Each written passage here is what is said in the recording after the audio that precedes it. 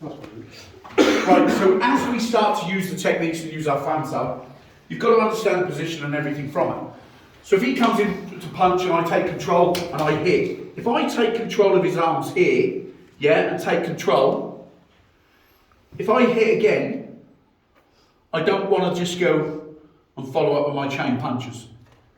The chain punches are best used once you've got total and utter control of him. So, middle of the room, am I going to have total and utter control of him? No. Probably not. Okay, so let's look at it from reality. So if he comes in and I throw pack punch from here, yeah, if I drop this, this is then going to be lob with a punch. A technique together. Now, from here, I'm going to want to drop, if possible, and take as much control as I can of his arms to throw the next punch. What's the reality for me hitting him in the chin here? He's just done it for you. He's going to go back, isn't he? At the very minimum, he's going to go back. He's going to probably want to put his hands up to protect his face for the next one, or he may drop, or he may come forward. So if I've hit him here and I'm coming back in with it here, look at what I've done with his structure. Exactly. He's feeling like he's going to fall. Yeah? His position is going to fall. So from here, if I'm going to use it again, I'm coming straight up. So the control is in what you do, not total control here to be able to go. It's not a movie. Now, watch. If it's here, and I take control of him here, now look at the difference. Now I can hit, and I can just continuously hit, because he ain't going nowhere. Yes, his hands can come up, but what fan sal teaches you, if they're up to control, I use to whatever he's given me, and take control wherever I need to. Yeah? Does that make some sense? But, when you look at it, if his arms are up, and I take control here, I've also got the body to the head as well. I'm not going to want to be, alright? Because my balance goes. Not necessarily, let's get it right before anyone says, oh, well, I boxed for 20 years, good luck to you, great.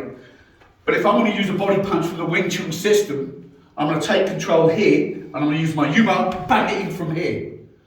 I'm not going to drop down. Because for our work, his back sal can drop down. Here, if he drops his back sal, I can already control it to be hidden. Do you understand that? Yeah?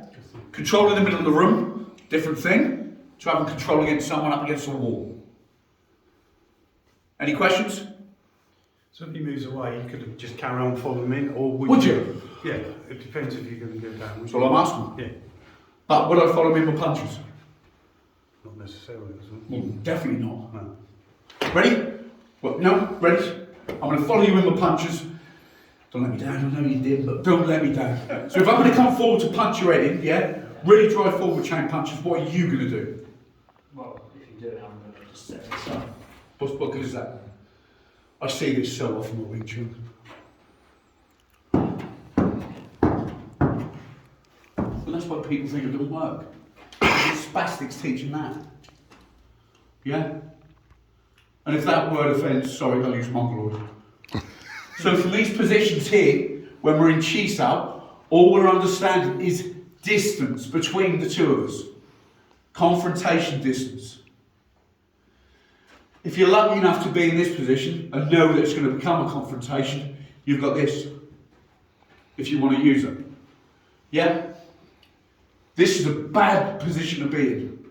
Because you're given the advantage. It's very 50-50 here. Here, you should already be hitting. Does that make some sense? So if he decides he wants to argue in that, I'm ready, bang! Alright? My choice. Any other questions? Good. Cheers, Bob.